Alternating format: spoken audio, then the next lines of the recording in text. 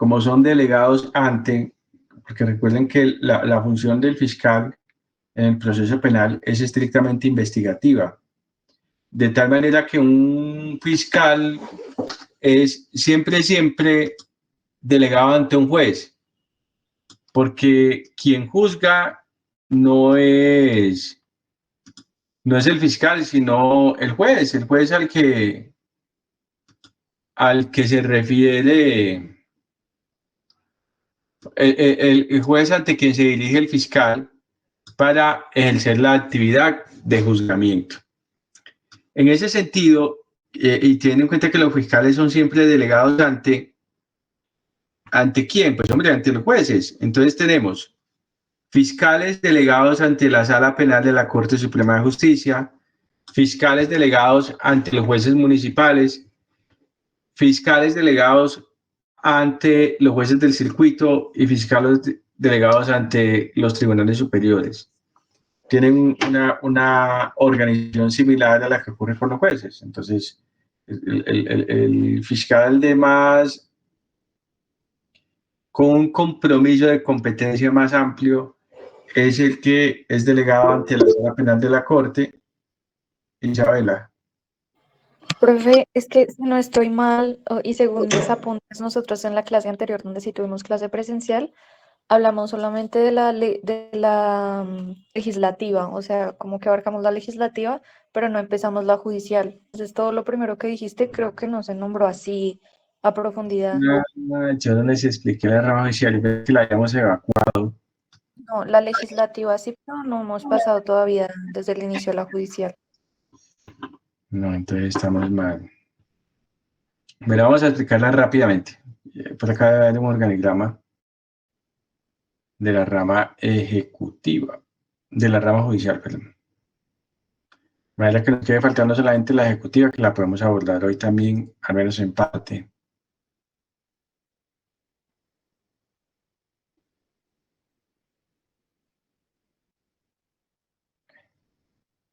Venga, yo les pongo aquí la imagencita.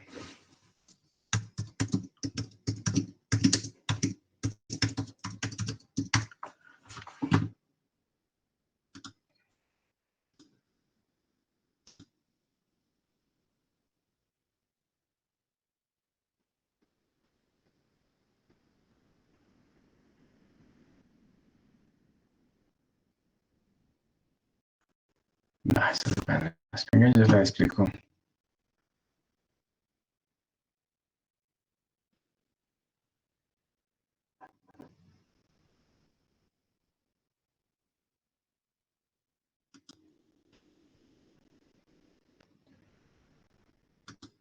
Retomemos entonces. La rama judicial del poder público está conformada por todos los jueces, todos los magistrados y todos los fiscales.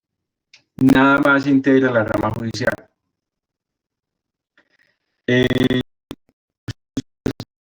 Claramente es ejercer la actividad de juzgamiento y aplicación de las normas que existen en el ordenamiento jurídico vigente. ¿Cómo está integrada? Inicialmente, en la parte más alta, yo no llamara jerarquización en estricto sentido. En la más alta de nivel de competencias se encuentran las altas cortes. Y las altas cortes en Colombia son Corte Suprema de Justicia, Consejo de Estado, Corte Constitucional y Tribunal Superior de Ética Judicial. David se fue. Y Tribunal Superior de Ética Judicial, que es el que básicamente está creado para juzgar a los abogados y a los funcionarios de la rama judicial. Estas altas cortes están integradas por magistrados, es decir, estas altas cortes son cuerpos colegiados, de tal manera que las decisiones de estas altas cortes no son tomadas por un solo sujeto, sino por un cuerpo colegiado de magistrados que, atendiendo a los regímenes de mayoría y quórum que nosotros ya vimos, toman decisiones. toman decisiones judiciales. Entonces veamos rápidamente. Tenemos la Corte Suprema de Justicia, está conformada por Sala Penal, Sala Civil, Agraria y de Familia y Sala Laboral. También tenemos el Consejo de Estado, que no está dividido en salas, sino en secciones. Sección primera, segunda, tercera, cuarta y quinta. Y cada una de las secciones tiene una materia en particular, ¿no? Pero el Consejo de Estado es el mayor tribunal de la jurisdicción contencioso administrativa en Colombia, que es la llamada jurisdicción especializada. Y básicamente está encargada de resolver los litigios entre el Estado y los particulares y los litigios que se suscitan entre las diferentes entidades del Estado entre sí. También está el Tribunal Superior de Ética Judicial o Consejo Superior de Ética Judicial, que está encargado de la jurisdicción disciplinaria para los abogados y los funcionarios de la rama judicial, y la Corte Constitucional. Y la Corte Constitucional, que tiene una función general, que es la vigilancia y guarda de la Constitución Política de Colombia. Derivado de esa función, básicamente prefiere dos tipos de sentencias, que son sentencias de tutela y sentencias de constitucionalidad. En las sentencias de tutela se pronuncia sobre derechos fundamentales y en las de constitucionalidad se pronuncia sobre la validez formal y material de las normas jurídicas a partir de la óptica de la Constitución política. De esa forma se encarga de defender o de guardar la supremacía y de la Constitución política en el ordenamiento jurídico colombiano. Algo particular de la Corte Constitucional y de la Corte Suprema de Justicia. En el caso de la Corte Constitucional, la ratio decidendi, antes de eso, los efectos de las sentencias de la Corte Constitucional. Las decisiones judiciales, por regla general, tienen efectos interpartes. ¿Qué interpartes? Pues hombre, que sus efectos solo están referidos a los sujetos que intervienen en el trámite judicial, en el proceso judicial. En ese sentido, si yo, alguno de ustedes me demanda a mí o viceversa, y un juez toma una decisión, la decisión que se derive de ese proceso judicial solo tendrá efectos con relación a quien me demandó y a mí. A ningún otro sujeto, no podría. Porque para poder tener efectos con relación a otro sujeto, sería necesario vincular ese sujeto al trámite judicial. Sería necesario vincular ese sujeto al trámite judicial. Pero hay unas sentencias que tienen efectos erga omnes. No interpartes, sino erga omnes. Eso es una locución latina que se refiere, tiene efectos para todos o para todo el mundo. Se refiere a todo el mundo, es como así lo decían en Roma, pero se refiere a todos los que están en el Estado colombiano, ¿no? Y se ubican en el presupuesto fáctico que propone la subregla de la sentencia. Ese es el caso de las sentencias de constitucionalidad que profiere la Corte Constitucional. Las sentencias de constitucionalidad que prefiere la Corte Constitucional tienen efectos para todos, porque sencillamente lo que hace una sentencia de constitucionalidad es sacar una norma del ordenamiento jurídico por inconstitucional o indicar que permanece el ordenamiento jurídico porque es constitucional, o cuando tiene efecto modulativo en la sentencia, lo que hace la Corte Constitucional es indicar la única interpretación posible de esa norma. De manera que restringe el cerco de interpretaciones posibles y dice, esta norma es constitucional sí y solo si se interpreta de esta forma. Sí y solo si se interpreta de esta forma. y no permite otras formas de interpretación para la sentencia. Eso en cuanto a la Corte Constitucional, quería hacer esa precisión.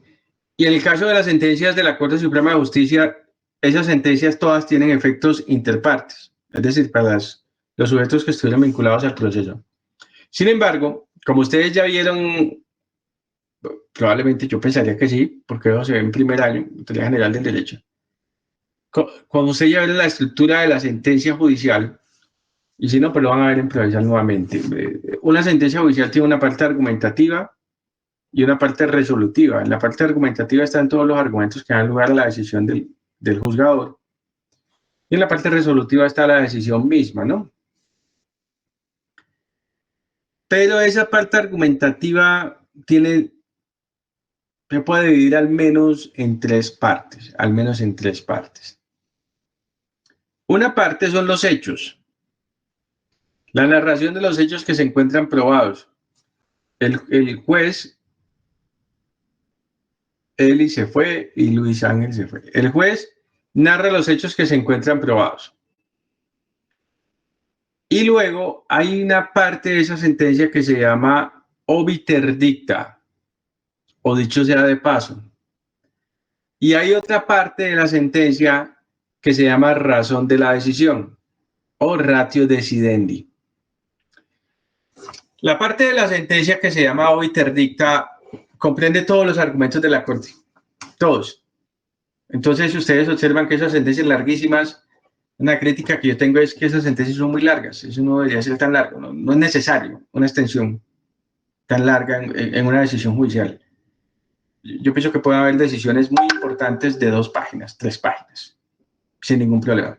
Hay un juez aquí en Bogotá que las hace así, un juez administrativo, por cierto, costeño. Pero la Corte se extiende mucho y ustedes encuentran sentencias de 100 páginas. Exagerado. La sentencia de la juez que condenó a Uribe tiene 1000 páginas. El solo número de páginas que propone la decisión genera sospechas desde mi óptica. ¿Por qué tienen que escribir tanto para tomar una decisión?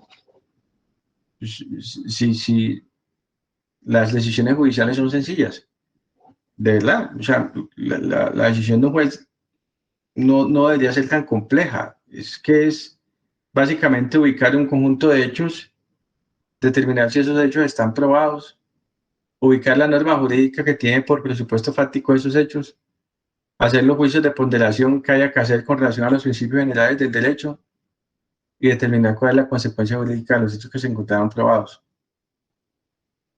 Pero un esfuerzo tan significativo, doctrinal, argumentativo, y entiendo, porque han dicho, nunca he leído esa sentencia ni la voy a leer jamás. He escuchado noticias y por ahí me estaba escuchando un resumen en YouTube y leí también un resumen que tenía como unas 30 páginas, que la mayor parte de la sentencia es dedicada a temas doctrinales, jurisprudenciales y demás, y su parte probatoria, argumentativa es corta, no es tan larga. Pero bueno, el caso es que la sentencia de los magistrados de la Corte Suprema de Justicia en la obiter dicta tiene el conjunto de argumentos de la Corte y ustedes los distinguen fácilmente. Ustedes encuentran en la lectura de una sentencia un acápite que se denomina argumentos de la Corte. Argumentos de la Corte. Pero no todos los argumentos que tiene la Corte resultan necesarios para entender la decisión. Pues porque la Corte de nosotros escribe mucho y es muy extensa en su modo de argumentar. Y hay unos argumentos de la Corte sin los cuales no se podría entender la decisión. Esos argumentos se denominan razón de la decisión. Razón de la decisión. Les voy a poner un ejemplo. Si nosotros adelantamos un trámite, pensemos un trámite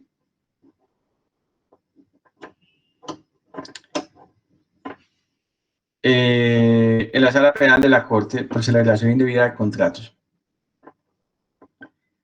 Pensemos que la Corte se dispone a juzgar un caso de celebración indebida de contrato en el que los hechos consisten en que por vía de una novedad contractual se modificó el objeto del contrato. Por vía de una novedad contractual se modificó el objeto del contrato. Y que el objeto del contrato decía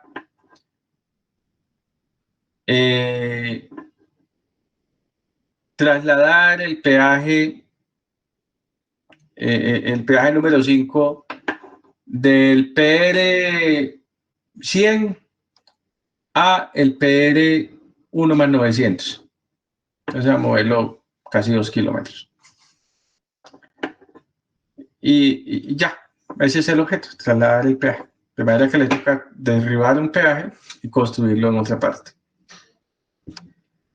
Y el contratista observó unos problemas del orden social, de manera que no se podía construir el peaje en el PR 1 más 900, sino en el PR 1 más 200, 700 metros antes.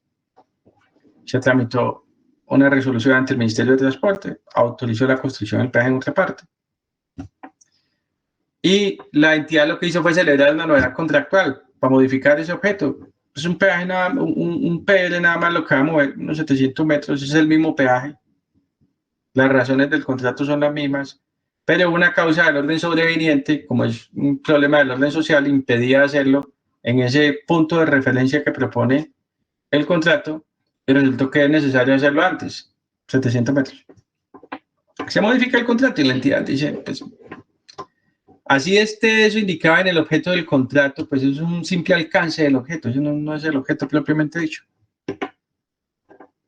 Y por allá una persona viene y presenta una denuncia por celebración indebida de contratos debido a que lo que hizo fue, al modificar el objeto, celebró otro contrato, es otro contrato, que ya no es el mismo contrato, porque es otro objeto, el objeto inicial era moverlo hasta el PL1 más 900 y usted tiene otro objeto, que es moverlo hasta el PL1 más 700. Entonces es una celebración indebida de contratos, porque al modificarlo lo que hizo fue celebrar otro contrato.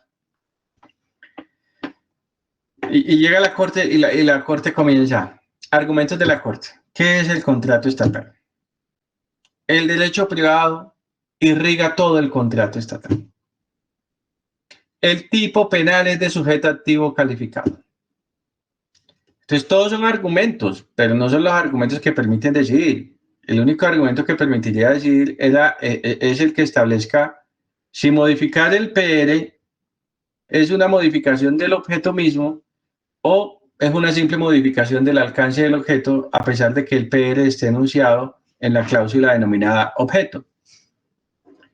Entonces dice, en uno de los argumentos dice la Corte, le corresponde a la entidad estatal determinar qué parte de la que está prevista en la cláusula de objeto corresponde al objeto propiamente dicho y qué parte corresponde al alcance del objeto.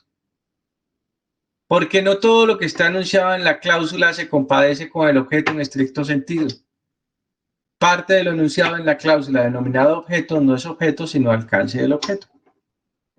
Eso es una razón para decidir. Esa sería la razón de la decisión en esa sentencia. ¿Por qué les explico esto? Porque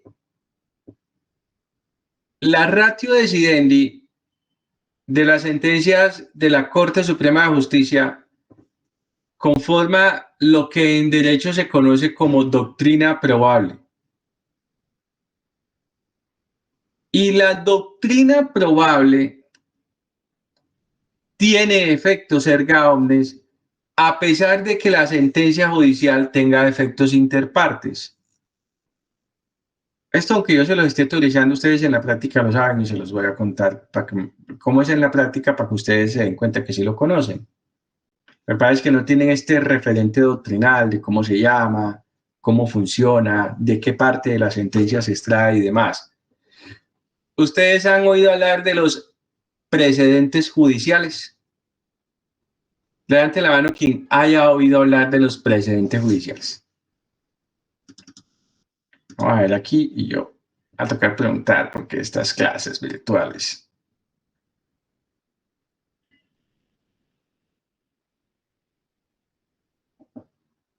Gilbert David Torres. No, profe, no los he escuchado. Nunca he escuchado hablar de un precedente judicial. David se fue. No, no, señor. Isabela levantó la mano. Pues a veces, digamos que en algunas sentencias que he leído es como decisiones anteriores que sirven como guía para decisiones futuras o como lo que establecen de la forma en la que se debe actuar en ciertos casos similares. Sí, eso es más o menos un precedente judicial. ¿Quién más tiene un referente de qué es un precedente judicial? Busquen por ahí en Google, ¿qué es un precedente judicial? Les pregunto en un minuto.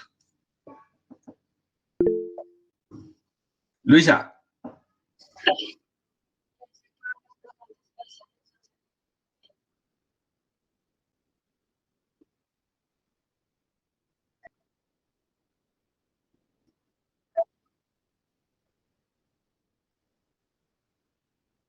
Sí. Es fácil de entenderlo así.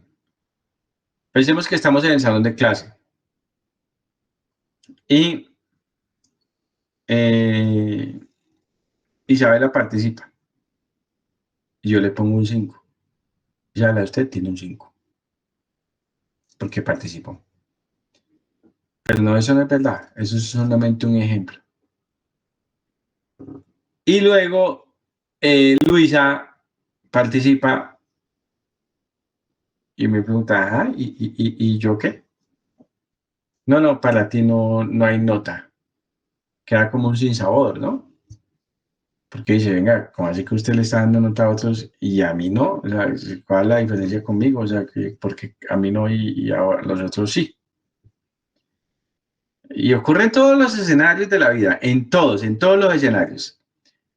Eso se llama igualdad. Eso es un desarrollo del principio de igualdad. Entonces nosotros queremos consecuencias similares a las consecuencias que han tenido otros cuando realizamos la misma conducta que otros realizaron. O sea, es lo mínimo. Entonces, si usted va en un Transmilenio y cuando entra, dicen, bueno, el que va de pie paga 1.000 pesos y el que va sentado paga 2.000 pesos. Y usted entra y dice, bueno, yo voy a ir de pie y le dice el conductor, son 2.000. Bueno, yo sé que Transmilenio no opera así. Antes operaba así que a uno le pedían la plata cuando entraba. Yo sé que habla con una tarjeta y tal. Entonces, usted dice, no, venga, pero si a los que entraron de pie usted les cobró 1.000 pesos, porque a mí me va a cobrar 2.000. Ah, no, porque es usted. No, yo exijo que un trato igual. Yo exijo un trato igual. Y en todos los escenarios. Y gran parte de los problemas que se arman en este mundo jurídico están relacionados con que estamos demandando un trato igual a los otros, un trato igual a los otros, porque es un desarrollo del principio de igualdad. Además, el precedente judicial permite algo que se denomina seguridad jurídica. ¿Quién sabe qué es la seguridad jurídica? Nadie sabe qué es la seguridad jurídica. No, muchachos, hay que estudiar. Venga, yo le pregunto a alguien. Mejor dicho, búsquenlo. Les doy 30 segundos, no, un minuto, y voy a llamar a quien yo quiera. Busquen, ¿qué es seguridad jurídica?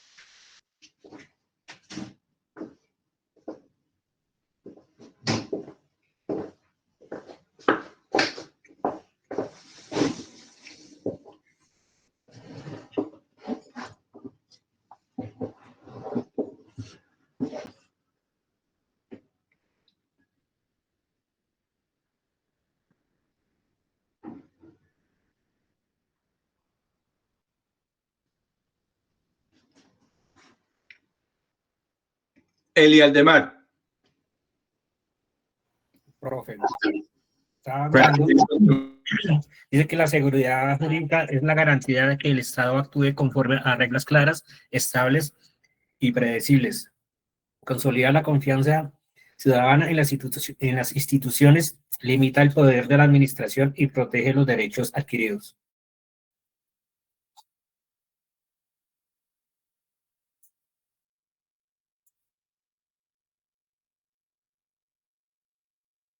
Sí, buenas.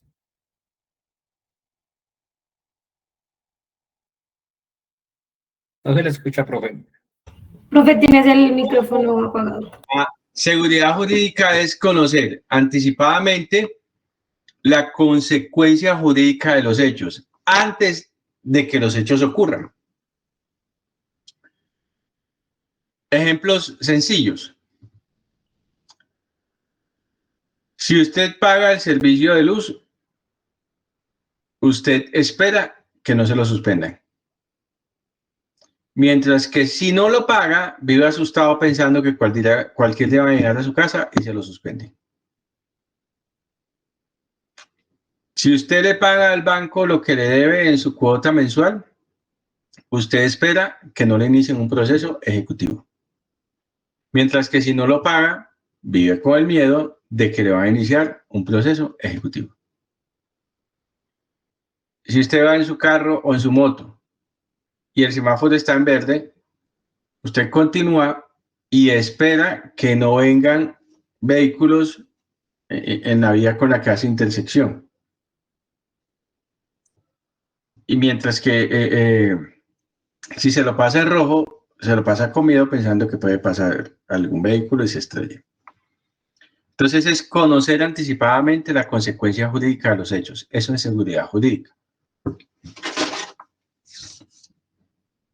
El precedente judicial es una herramienta para la seguridad jurídica. Porque los asociados conocemos las decisiones judiciales de casos similares a lo que nos ocurre a nosotros. Y esperamos que en nuestro caso sea resuelto de forma similar. Porque son hechos similares. De manera que haciendo hechos similares, yo esperaría una consecuencia similar. El precedente judicial, en términos generales, de cualquier corte o cualquier tribunal, es una herramienta de seguridad jurídica y es un desarrollo del principio de igualdad.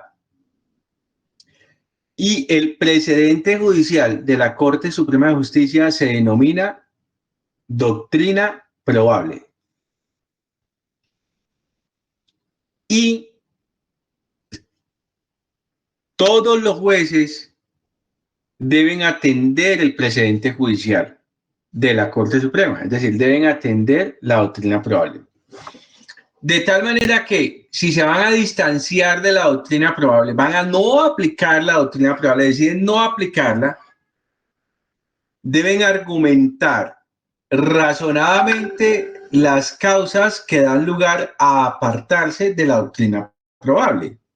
En el ejemplo que les ponía hace un rato, que es real, la Corte ha dicho, mire, no toda modificación del objeto es una modificación del objeto en sí misma, sino que le corresponde a la entidad verificar qué parte de ese objeto es el alcance y qué parte de ese objeto es propiamente el objeto. De tal manera que si yo modifico la parte medular del objeto, sí estoy creando un nuevo contrato. Pero si lo que modifico es el alcance del objeto, no estaría creando un nuevo contrato. Eso es razón de la decisión. En esa razón de la decisión de cada sentencia, ustedes encuentran lo que Robert Alexi ha denominado las subreglas de derecho. ¿Qué son eso? Un conjunto de reglas creadas por las autoridades judiciales que permiten aplicar el derecho. Si un juez, pensemos un juez penal municipal, se quiere apartar de esa subregla de derecho o de ese precedente judicial, de esa doctrina probable, le corresponde explicarlo de forma razonada. Es decir, yo considero que en todos los casos hay modificación del objeto y en todos los casos hay celebración indebida del contrato. Y mis razones son las siguientes. Y debe explicarla. Así funciona el precedente de la Corte Suprema de Justicia. En tanto que el presidente de la Corte Constitucional no se llama doctrina probable. El presidente de la Corte Constitucional se llama doctrina constitucional. Y la doctrina constitucional es de obligatorio cumplimiento. Todos los jueces deben respetar la doctrina constitucional y deben aplicarla en sus fallos, siempre que corresponda. Y no se pueden apartar de la doctrina constitucional. ¿Por qué? Porque la doctrina constitucional se integra a la Constitución Política de Colombia. Quiere decir esto que la Constitución Política de Colombia no son solamente los, no sé, como 300 artículos que tiene la Constitución, sino que son toneladas de documentos adicionales a esos artículos, porque toda la doctrina constitucional se integra a la Constitución Política. De tal manera que un juez que inaplica la doctrina constitucional está inaplicando la Constitución misma. Es por eso que es obligatorio. Eso en cuanto a las altas cortes. Pues también tenemos el presidente del Consejo de Estado, que funciona igual que la doctrina probable, y el presidente del Tribunal Superior de Ética Judicial, que funciona igual. Funciona igual. Es un presidente que funciona igual a la doctrina probable, de tal manera que en términos generales los juzgadores deben aprobarlo, deben utilizarlo, pero se pueden distanciar de él si lo hacen de forma razonada, Debajo de la Corte Suprema de Justicia, debajo del Consejo Superior, del Consejo de Estado, debajo del Tribunal Superior de Ética Judicial, hay otros jueces. Pero debajo de la Corte Constitucional están todos los jueces, porque todos los jueces de Colombia son jueces constitucionales, por disposición de la Constitución Política.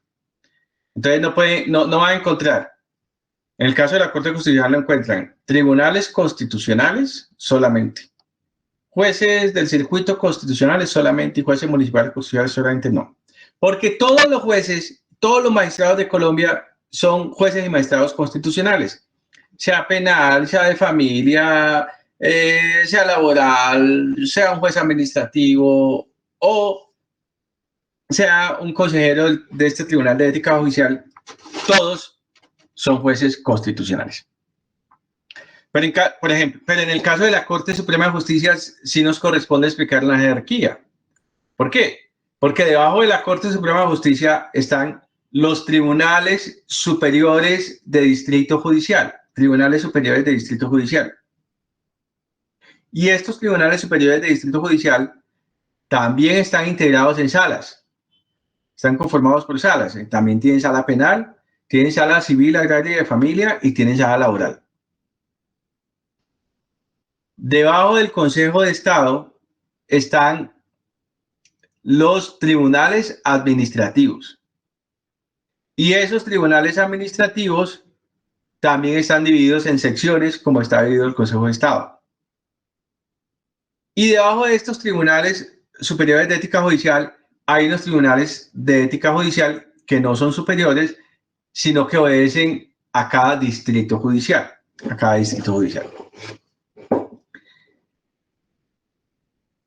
Debajo de los tribunales, en el caso de la Corte Suprema de Justicia, están los jueces del circuito. Entonces hay jueces civiles del circuito, jueces penales del circuito y jueces laborales del circuito. Debajo de los tribunales administrativos están los jueces administrativos del circuito. Y en el caso de la justicia disciplinaria no hay más jueces, solamente es colegiada. O sea, no tenemos jueces en la justicia disciplinaria, no hay. En todos estos casos anteriores, es decir, en los casos de los jueces penales, jueces laborales y jueces agrarios y de familia, en todos los casos hay jueces municipales también, que conocen de cada uno de los asuntos. Anteriormente no había jueces laborales de pequeñas causas ni jueces de familia de pequeñas causas, que se equiparan a los jueces municipales. Hoy sí. Entonces el juez de familia de pequeñas causas es un juez municipal y el laboral de pequeñas causas es un juez municipal. Y en el caso de la justicia especializada, que es la justicia contencioso administrativa, no hay jueces municipales. Ese es un panorama general de cómo está estructurada la rama judicial en Colombia.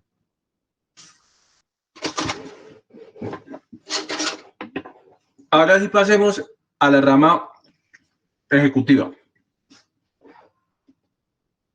Profe, un favorcito. Qué pena. ¿Me puede repetir lo de los jueces municipales? Sí. Qué pena. Mm.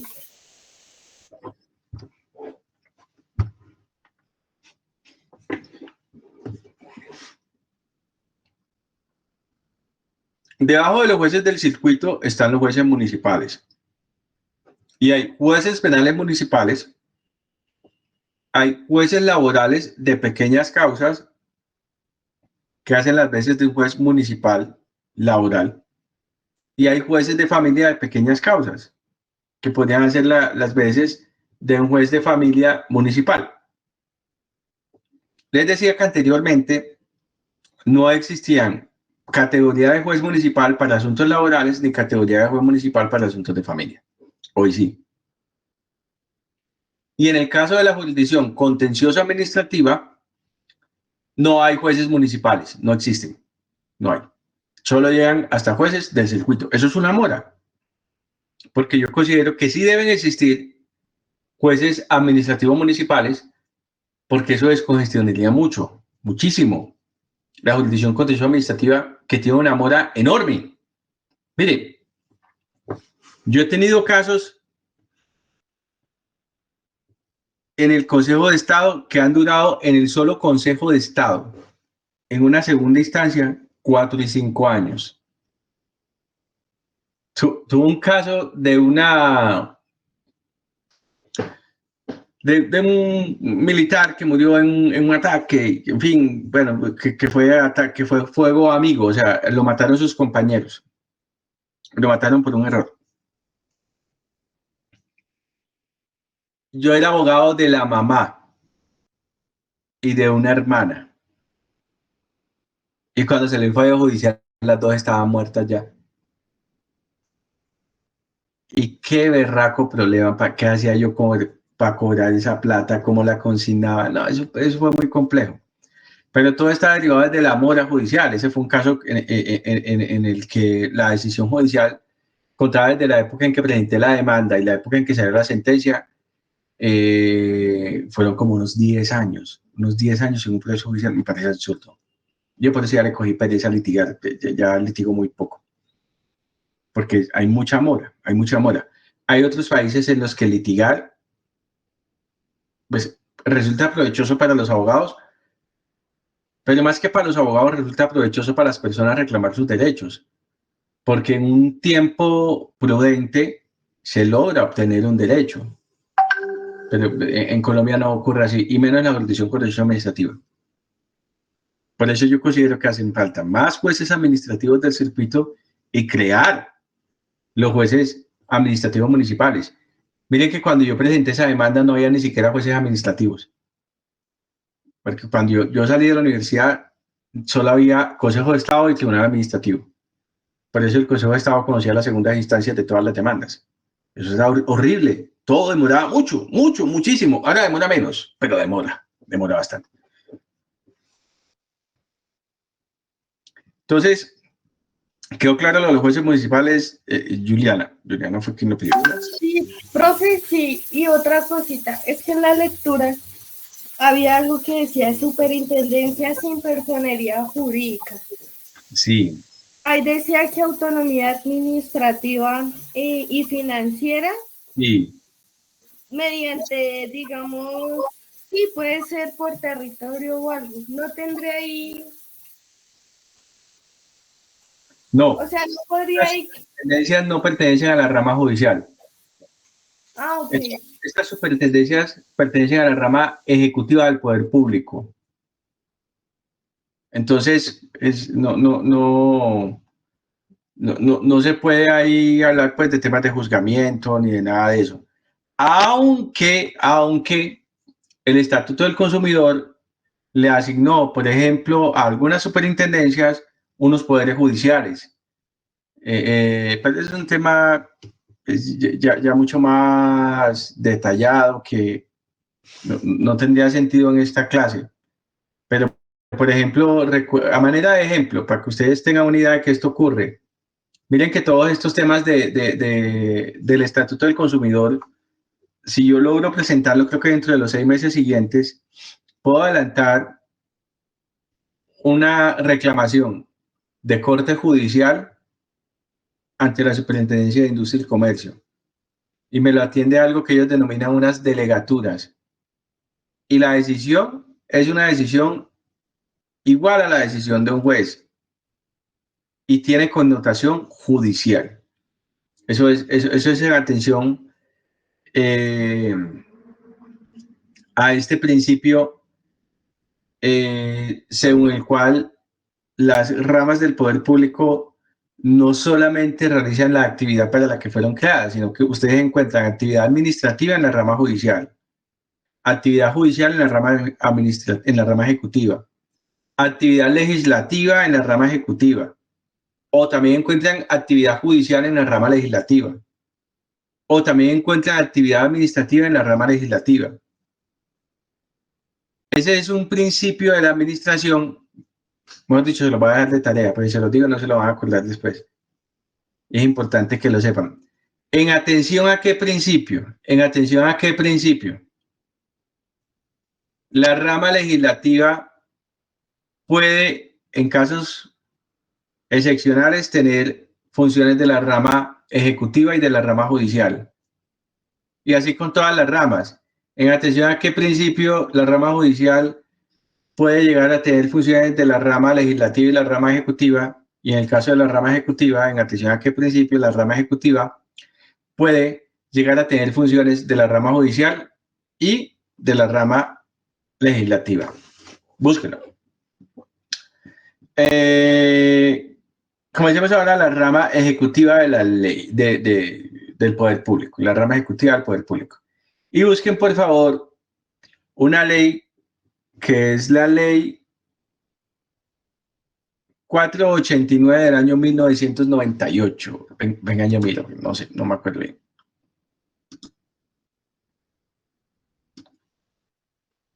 Ley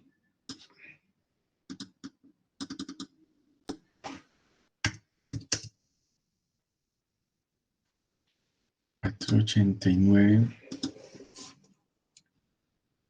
Permítanme yo revisar.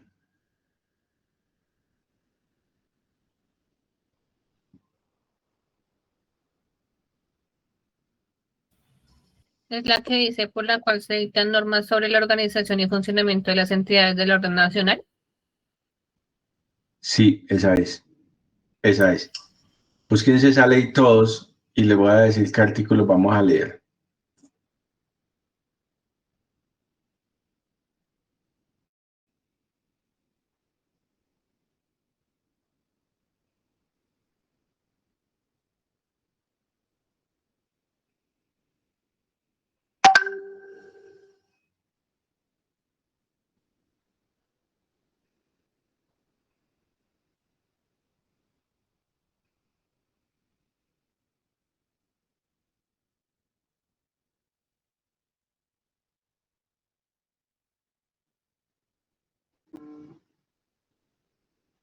Lean el artículo, inicialmente el artículo 5.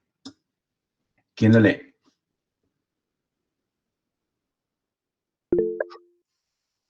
Luisa, por favor.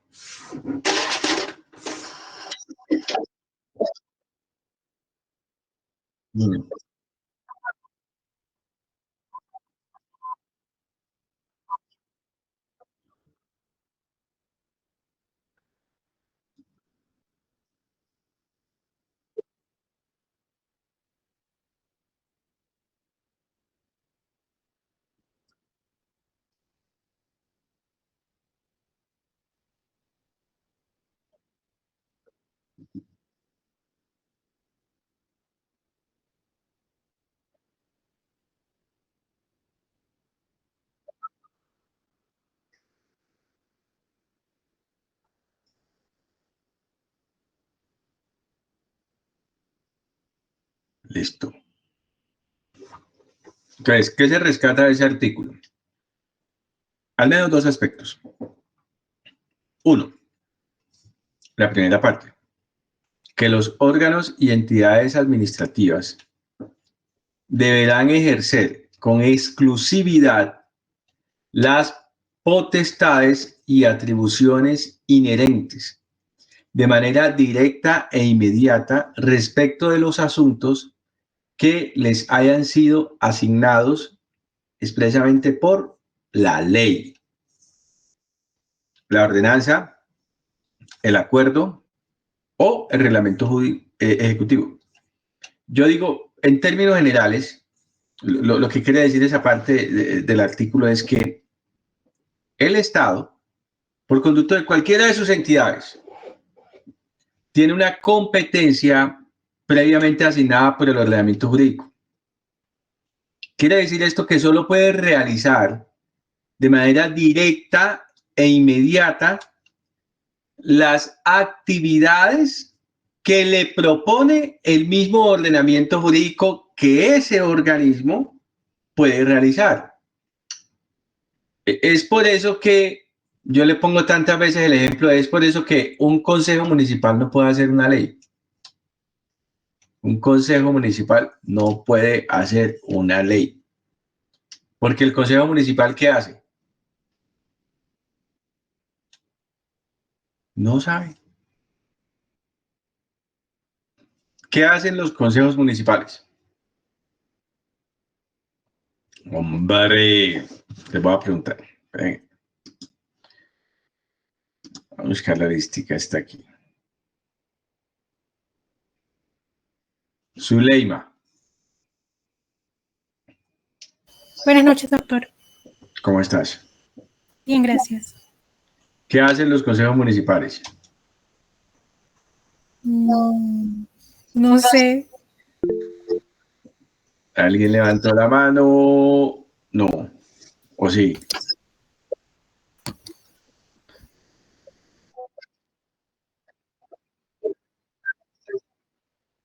Sí, pero sus normas, ¿cómo se llaman?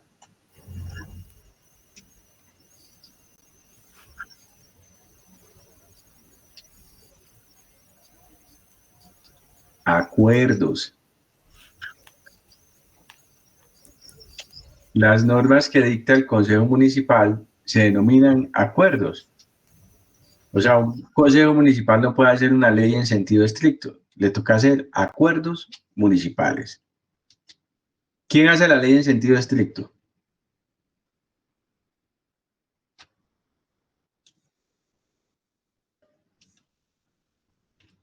¿Cómo así que no saben? Si yo se los he dicho tantas veces. La ley en sentido amplio, estricto, amplísimo, bajo la mano.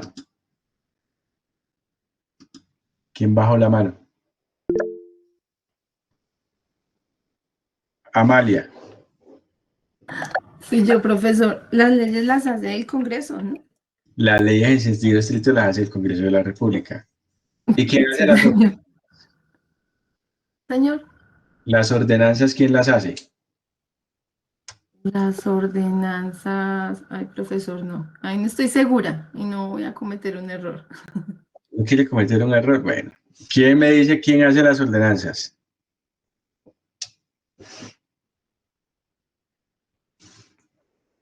Zaira. La última que tengo aquí en la fila. Hola, profe. ¿Quién hace las ordenanzas? La verdad no sé, profe. Hombre, ¿cómo no vas a ver? Las ordenanzas las hacen las asambleas departamentales. Es por eso que la norma, miren cómo dice.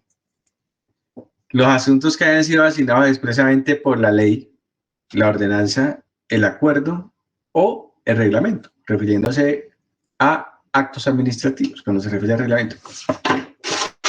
Pero mire, en términos generales, pues sin decir ley, ordenanza, acuerdo, reglamento ejecutivo y demás, simplemente con indicar que la competencia de un servidor público o de una entidad pública son el conjunto de actividades que propone el ordenamiento jurídico, que ella pueda hacer de tal manera que no pueda hacer otra actividad distinta a aquella que está prevista en el ordenamiento jurídico. Con eso, agota usted el concepto de competencia. me parece un artículo ahí todo raro la forma en que lo escriben, pero pues dice, lo que quiere decir es eso que les estoy diciendo ahora, que les estoy explicando. Es por eso que una entidad no puede hacer actividades que realiza otra entidad, porque cada uno tiene su catálogo de competencias previstas en el ordenamiento jurídico y no puede hacer nada distinto. Si hace algo, si hace algo distinto, ¿qué ocurre? ¿Qué pasa cuando un servidor público hace algo por fuera de sus competencias? Investigado. ¿Cómo? Puede ser sancionado. Sí, debe tener consecuencias disciplinarias, pero también penales, porque hay un delito que se denomina prevaricato. Y el prevaricato hace referencia a realizar actividades por fuera de las competencias que propone el ordenamiento jurídico. Eso es prevaricato. De eso nos tenemos que cuidar mucho. Cuando nosotros asesoremos entidades públicas, pues, uno de los deberes principales es verificar que aquello que va a suscribir a alguien a quien uno se encuentre asesorando esté en el marco de sus competencias. Y en no pocas oportunidades ocurre que los servidores públicos terminan haciendo vainas que no están en sus competencias y pareciera que no les da miedo. Y eso es muy, muy peligroso, porque tiene una consecuencia penal. Eso en cuanto a la competencia. Ahora, también propone que esas actividades se deben hacer en atención a tres principios, que son coordinación, concurrencia y subsidiariedad. Coordinación, concurrencia y subsidiariedad. Principios que les voy a explicar más adelante. Están bien definidos, pero no los quiero enredar. Primero hablemos de estos conceptos. Busquen el artículo 7.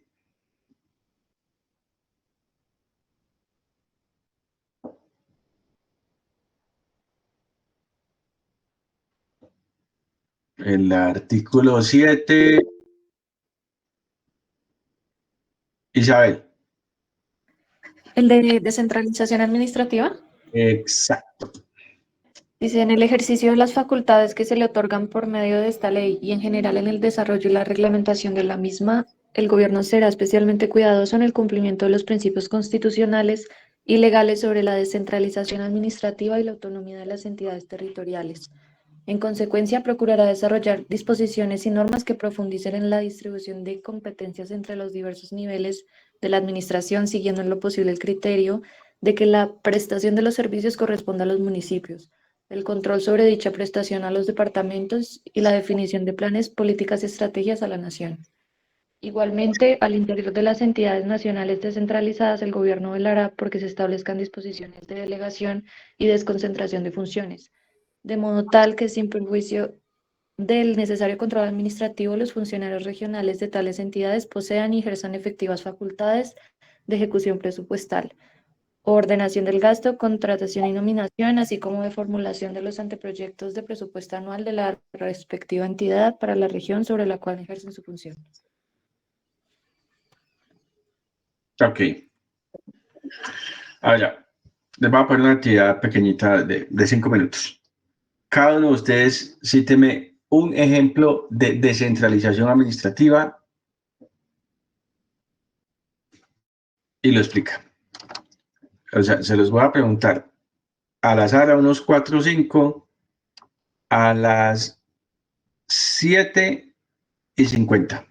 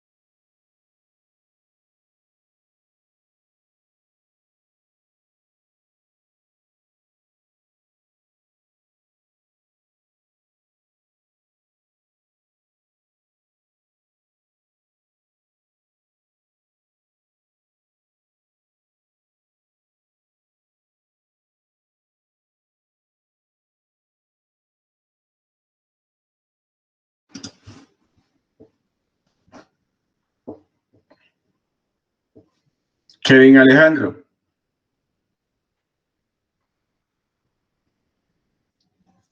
Kevin a la 1.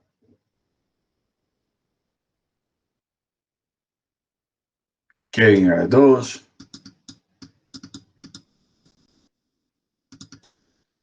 Kevin no está. Vamos a poner la falta.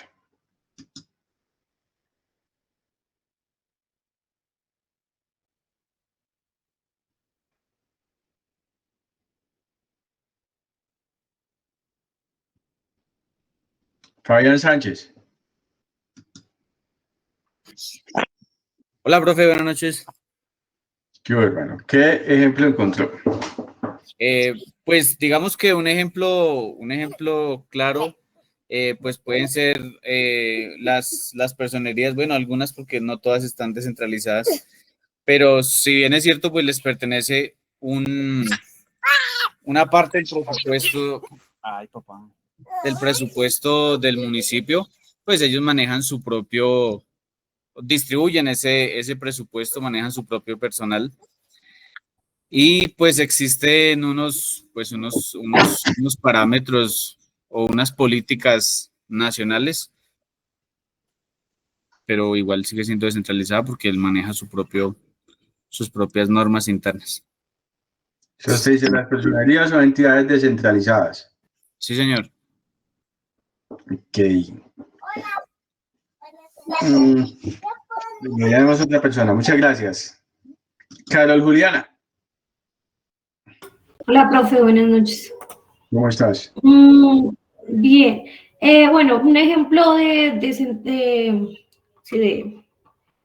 descentralización sería el Ministerio de Salud, que delega a las secretarías de salud departamentales y municipales la gestión de hospitales, campañas de vacunación y programas de salud pública.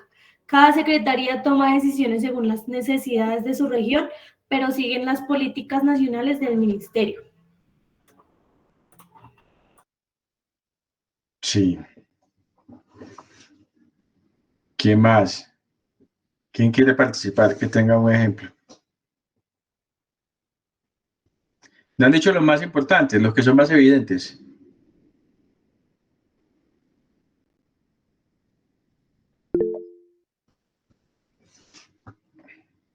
Zuleima. Bueno, aquí un ejemplo de descentralización administrativa en Colombia es la transferencia de competencias y recursos a los municipios y departamentos para que gestionen y desarrollen proyectos y servicios públicos de manera autónoma. Un ejemplo específico sería la asignación de recursos del Sistema General de Participaciones. El Gobierno Nacional transfiere recursos a los municipios y departamentos para que financien proyectos y servicios públicos en el área como educación, salud e infraestructura. Sí. ¿Quién más levantó la mano? Zaira. Digamos, el SENA puede ser una entidad descentralizada porque el Estado le compete, digamos, como una competencia para que se cree una nueva entidad jurídica y pues ellos son encargados como de promover todo, digamos, como toda la formación profesional en el país. Sí, entiendo claramente. Pues sí, mire, hay un conjunto importante de entidades que están descentralizadas, desconcentradas. Daniela Valentina. Profe, pues yo encontré que también podría ser un ejemplo de este Ecopetrol. Digamos que es una empresa con patrimonio propio de autonomía administrativa y opera con base en el derecho privado y están bajo el control del Estado. Vale. Vamos a algo. Revísense 3 temas particulares en esa lectura. Descentralización, desconcentración y delegación. Esos temas yo creo que todos los agotamos la clase que viene. Y podemos agotar el nivel central. No sé si ustedes se dieron cuenta que la rama ejecutiva es bastante compleja, tiene muchas vainas. incluso para abogados ya profesionales, es complicado entender todo el entrerramado de vainas que hay en la rama ejecutiva del poder público, pero es importante tener al menos una idea general que nos permita al menos saber o entender los textos cuando se refieren a uno y otro tema. Eso les queda de tarea. Espero verlo en la clase que viene presencial. Yo tengo plazo para publicar estas notas el día sábado. Considero que lo voy a hacer. Voy a tratar de enviárselas antes. Los trabajos, venga, miramos de una vez. Diana, me lo enviaste al correo, ¿verdad? Sí, sí, señor. Pero entonces es que le quería comentar una cosita ahorita antes de que se desconecte Ok. con respecto a los trabajos. Ya me la puedes comentar. No, es de los dos, o sea, me toca personal. Entonces no que todo el mundo lo escuche. ¿No quieres que todos te escuchen? No, no es que no quiero, sino que a solicitud del grupo sí me pidieron que hablara solamente con su merced. Ok.